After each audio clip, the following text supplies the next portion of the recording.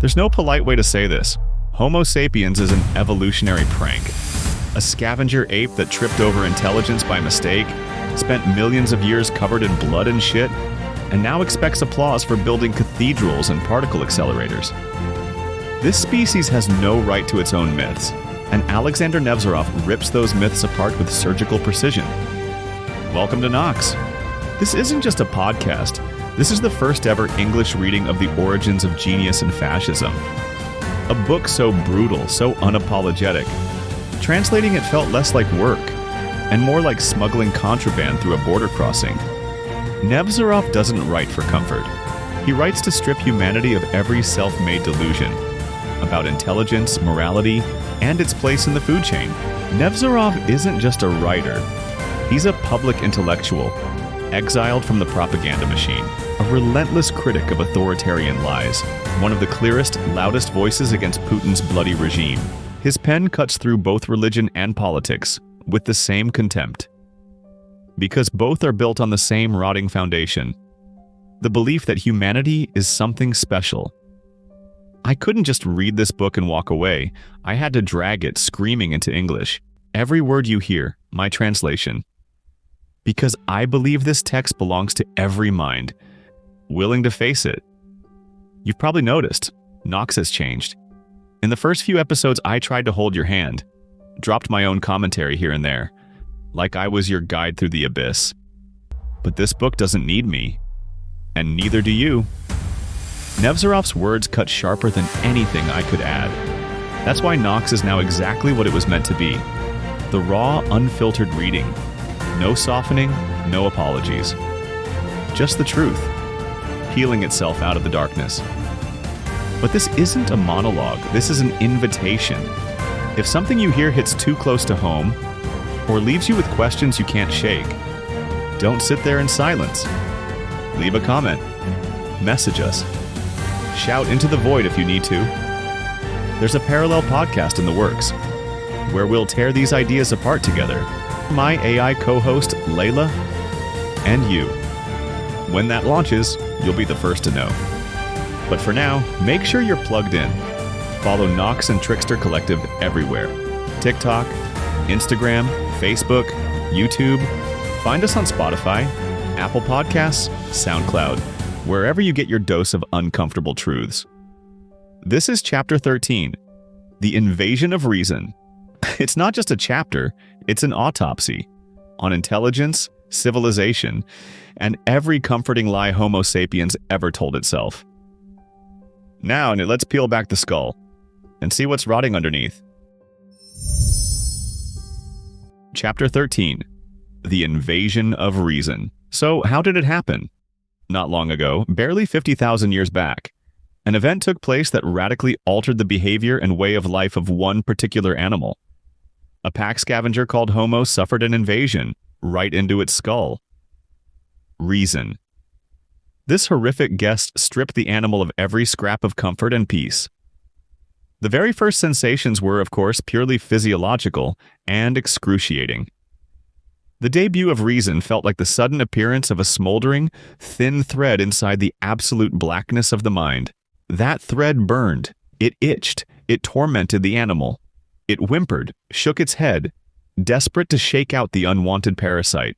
But those burning threads multiplied, flared brighter, and spread their scorching agony. Step by step, reason shattered simple animal consciousness into a tangled, flickering mess of anxieties, observations, and puzzles. None of them connected properly, but their numbers grew. Of course, the animal had no concept that these fragments were anxieties, observations, or mysteries. All it knew was a nauseating pulsation of images and sounds, seeping in uninvited. The world, suddenly and inexplicably, expanded and filled with broken, ghostly threats that had never existed before. A permanent state of anxiety became the animal's new baseline, just like the restless, gnawing pulse of lust. But lust? Lust got an upgrade. Now it didn't even need the scent or sight of a real vagina anymore. That hairy little thing had packed up and moved into the skull, plucking at the animal's mind from within, teasing it with phantom visions. Hunger, once a faceless blind force that simply drove Homo to kill or scavenge, suddenly took on shape. The phantom drumstick roasting in its mind could now sizzle and drip even more seductively than the real thing. At first, reason wasn't a gift. It was torture. The animal clawed at its own skull, desperate to dig out the crawling itch that filled its head. Packs of miserable homo wandered the landscape like the possessed, scratching at their matted scalps, trying in vain to rip out whatever had infected them. But it was hopeless. Reason wasn't optional. It was hammered into the species like a cursed brand, and that brand would never fade. Neither would the desperate primal longing to tear it out, to escape the tyranny of thought. The brain, of course, didn't give a damn. It cared no more for its host's suffering than it cared for labor pains or the slow corrosion of disease. It could have simply wiped away this parasitic phenomenon, just as healthy skin sheds an infection. But it didn't. Why? Because reason had found a way to entertain the brain's ancient, sullen structures. It became their favorite toy, their court jester, their built-in amusement park. Like a grotesque pair of augmented reality goggles, reason didn't just show reality, it drenched it in extra layers of sensation and drama, amplifying everything. No neural itch was too small for reason to scratch. It knew exactly how to titillate the brain's ancient circuits, feeding their eternal hunger for stimulation. The sweet, quiet age of pure consciousness came to a screeching halt. Now, let's get something straight. Especially for my American listeners, consciousness and reason are not the same thing. Not even close. They're completely separate phenomena. Consciousness is old, ancient, reliable, primal. It's a basic physiological function hardwired into anything more complex than a sponge. Consciousness is just a sensory projection of reality, full of smells, sounds, and movement. Any creature with a nervous system has some version of it, because survival without it is impossible. And yes, not all consciousness is created equal. Some species have weak, blurry sensory inputs, so their projection of the world is vague and low-res. Others, like chameleons, come with extra perks. Each eye works independently, tracking two completely separate events at the same time. That's the evolutionary equivalent of reading two complex books simultaneously, and actually understanding both. But here's the thing. Consciousness itself is mute. It doesn't talk to the organism. It doesn't ask questions, doesn't suggest answers. It just runs in the background, automatically processing reality and firing off signals to the right brain centers, which trigger muscles, chemicals, and reflexes without a single pause for reflection. The animal lives. It reacts. It never questions how or why. Reason, on the other hand, is the polar opposite. It's loud, intrusive. A relentless pest. It taunts, it nags, it meddles. It throws out unsolicited advice and constantly tempts the animal to make mistakes it would have never made if it had just stayed a happy, unthinking beast.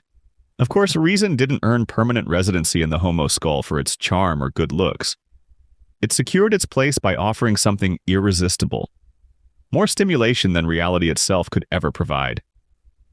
Sure, poor homo suffered, but the pale nuclei and shimmering pathways of its ancient subcortical structures, they were ecstatic, drunk on hellish doses of neural fireworks. Now, hold up.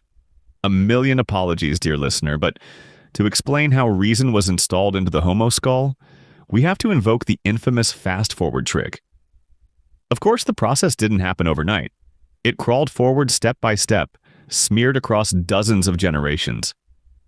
But I'm forced to cram that entire slow-motion horror into just a handful of sentences.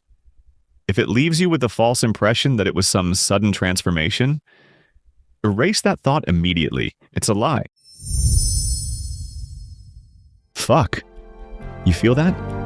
That itch crawling inside your skull? That thing pressing against the inside of your ribs? That's not me talking. That's not this podcast. That's the parasite. Reason didn't arrive as some great cosmic gift. It invaded, it burned, it humiliated. A parasite crawled into the homo skull and left nothing untouched. It stripped away peace, rewired instincts, and turned a once simple animal into a restless, tormented mess. A beast that used to just eat, fuck, and sleep was suddenly obsessing over the invisible, the unreal, the unprovable. And now, that parasite is inside you too. You feel it, don't you? The endless hum in the back of your skull. The voice that never shuts up.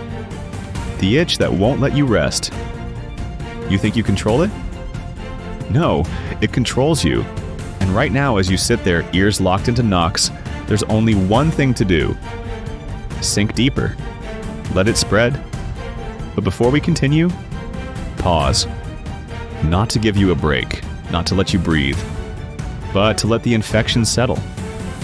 This isn't an intermission, this is part of the cut. Every note of what you're about to hear, another flick of the scalpel. Let it sink in. And while it does, make the next move. You're already here. You're already infected. So don't just listen. Join the ones who see. Subscribe. Follow. Watch. Be part of the Trickster Collective. Find Nox on YouTube, Instagram, TikTok, wherever you plug into the void. All the links are waiting in the episode description. And remember, Nox is everywhere. Spotify, Apple Podcasts, SoundCloud, wherever you feed your curiosity. Let it sink in. Let it take hold. And when we return, no more turning back. Now, breathe, sink into the sound.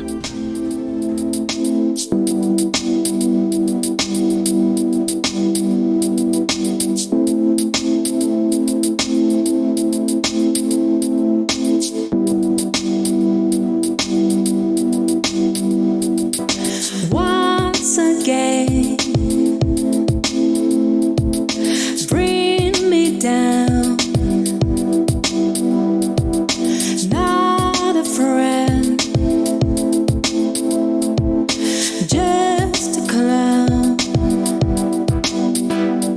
Our storyline, a tragedy. Turn on the lights and show it all to me. Spin the heart out of me, the heart out of me. Let me know who I am. Run the seconds we're in, the seconds we're in. Make it happen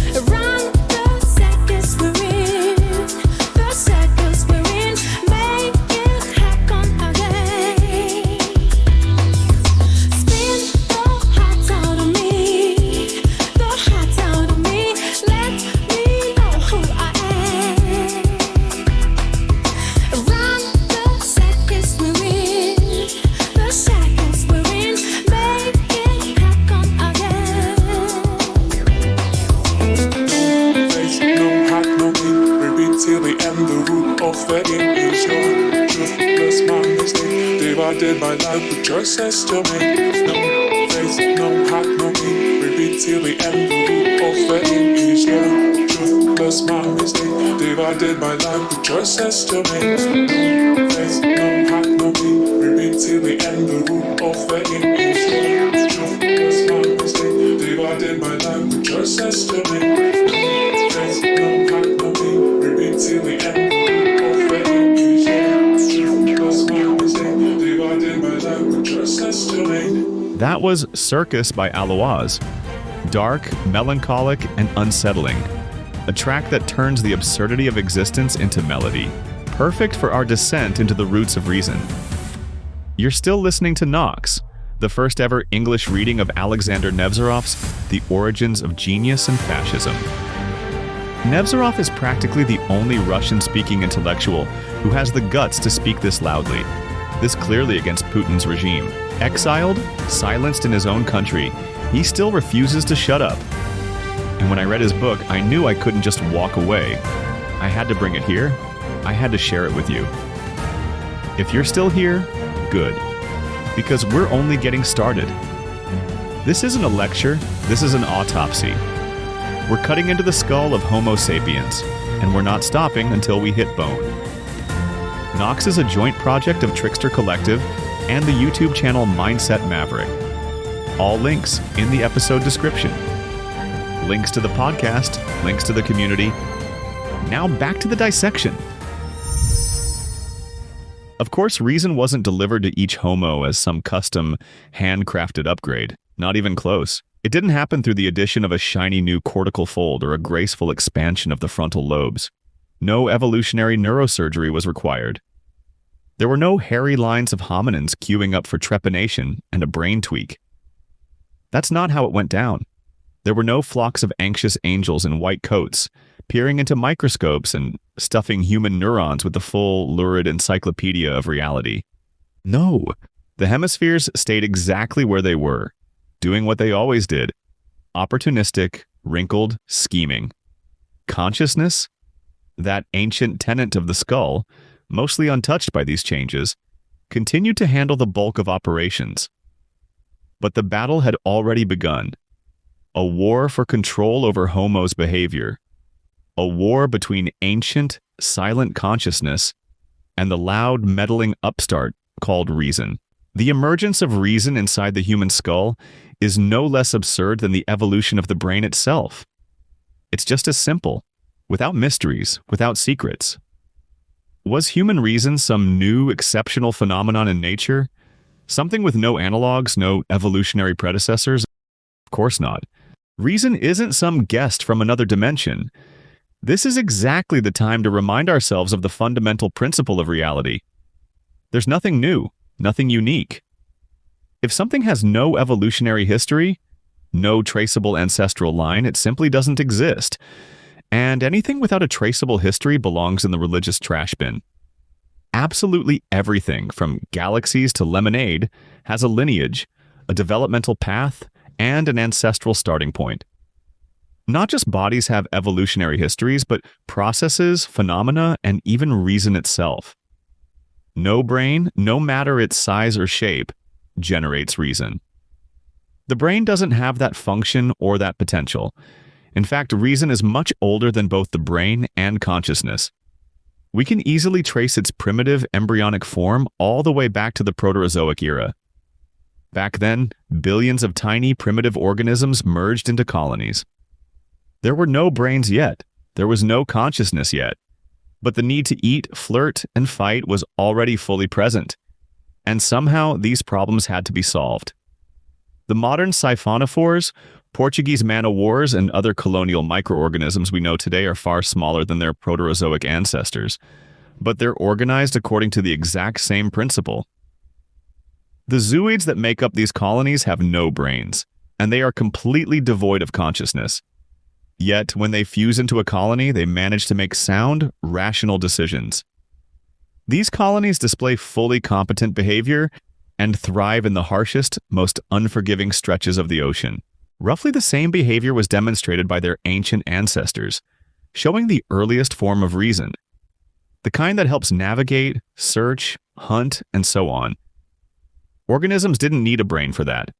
All they needed was a unity of countless interdependent cells, bound by shared interests, a common feeding strategy, and a common method of reproduction. Reason didn't even require scattered neurons. This is clearly demonstrated by yellow slime molds, capable of truly astonishing rational tricks. The same can be said for the beautiful plasmodia roaming the forests, or even Venus flytraps, which aren't even fungi, yet they demonstrate excellent memory. For that matter, even metal alloys, starting with nickel titanium, possess memory. And beyond the examples already mentioned, there are plenty of highly successful species that lack nervous systems entirely, yet they manage to think and remember perfectly well. Memory, of course, doesn't need a brain. That would be absurd. It's the brain that needs matter's memory so that each time it can piece itself together from fatty acids into an organ. Memory is just slightly older than reason. Without memory, the self-organization of matter would be impossible. Every chemical and physical event depends on it. It's a very simple mechanism, reliably built from a set of known bonds: electronic, covalent, hydrogen, and so on. A brick that forgets how to be a brick is doomed. In elemental and solid forms, memory is nearly flawless. But in biological systems, it can glitch. DNA was slapped together in a rush and came out extremely vulnerable. Thanks to this sloppy work, biota is far from perfect. But on the bright side, jars in anatomical museums keep filling up with new specimens of deformities, and anatomists always have fresh monsters to dissect. That's just how it is. It just so happened that biological life forms inherited the budget version of this ancient property from Mother Matter. But for the needs of the biosphere, even that is more than enough. And wherever there's memory, reason can easily be triggered if necessary. So the colonies of brainless microorganisms from the Proterozoic, those are the starting point of what we now call biological reason.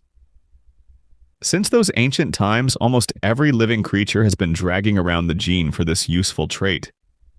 Most of the time, the gene just sleeps in some dark corner of the genome or gets used in a very limited capacity. But when survival demands it, the gene activates and takes the helm. Reason is strictly a collective phenomenon. It cannot belong to a single individual. It needs a tightly knit community of zooids, all obsessed with the desire to survive, a colony. And the larger the colony, the richer the reason. As for the size of the colony's members, that doesn't matter at all. Terms like big and small are just literary fluff. To evolution, they mean nothing. Evolution juggles galaxies and quarks with the same ease. Let me remind you, siphonophores and bryozoans were once classified as microorganisms. These are the very same creatures that, from a bird's eye view, look no different than fish roe. And for the highest authority in evolution, the same holds true for the human mouth. It's just another ordinary colony of microorganisms. Let's also remember, for evolution, the word human doesn't mean an individual. It refers to the entire population. And that population is subject to the exact same laws that once allowed Proterozoic life to unite and resist its environment. Biological reason itself is a remarkably primitive phenomenon. Yes, it allows the colony to slurp plankton, choose the right spots on seabed rocks, and burp out poisonous bubbles to stupefy passing fish. All useful skills, but only in the realm of underwater survival. If there's any need to invent something as basic as a Primus stove, or even something as ridiculous as elections, this ancient gift has to be thoroughly blended with neural capacity, reflexes, aggression, and manual dexterity. That cocktail has to be shaken for a very long time until it reaches perfect homogeneity. And the best mixer, of course, is species-wide suffering. Hunger works great. So does near extinction and permanent, unrelenting humiliation. Average shake time? Around 20,000 years, but with no guarantees. If even a single essential component is missing from the mix, no amount of shaking will help. Take the eye from Madagascar. Its finger sensitivity is phenomenal. It could have become a jeweler beyond compare, or a neurosurgeon so precise it would make Wilder Penfield look like a butcher. But the eye's neurons are hopelessly underdeveloped. That's why it's not the I locking Homo into a cage. It's Homo locking up the I. End of chapter 13. And here we are. Homo sapiens, the self-proclaimed king of reason. A species that sculpted gods out of fear, waged war against itself, and called it civilization. But what did it get in return? The never-ending buzz of anxious thoughts. A brain that never shuts up. A consciousness that doubts, analyzes, fears.